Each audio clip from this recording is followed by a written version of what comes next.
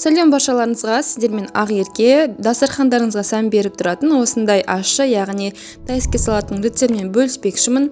Видеоның соңына дейін қарап, қоңыраушаны басып, міндетті түрде тіркелуді ұмытпаңыздар.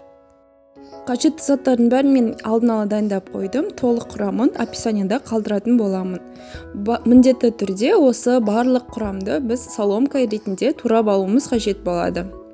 Мен сиыр етін қолдандым және қияр мен сәбізімізді үстіне бір шым тұз қосып араластырып алатын боламыз, себебі тұзы кішкене сіңіп тұруы қажет.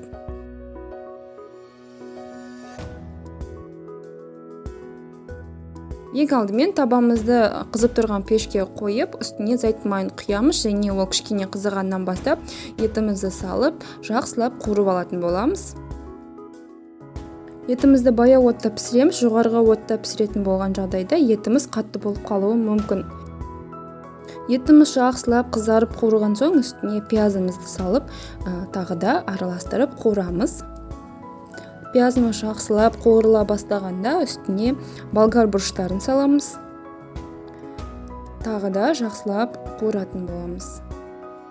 Үстіне сәбізімізді саламыз. Барлығын жақсылап баяу отта қуыратын боламыз және үстіне соя тұздығын салып, тағы да араластырамыз. Міне бізді осындай болуы қажет.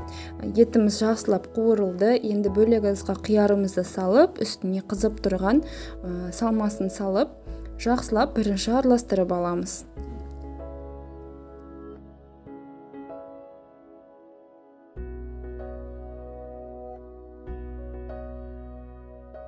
Үстіне дәмдеуіштер қосамыз.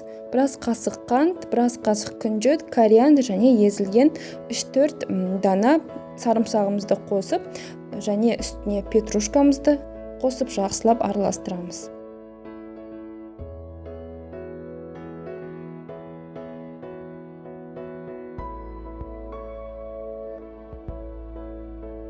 Міне салатымыз дайын болуға шақ қалды және де үстіне біраз қазық алма уксусын кішкене тұз қосып, тағы да жақсылап араластыратын боламыз.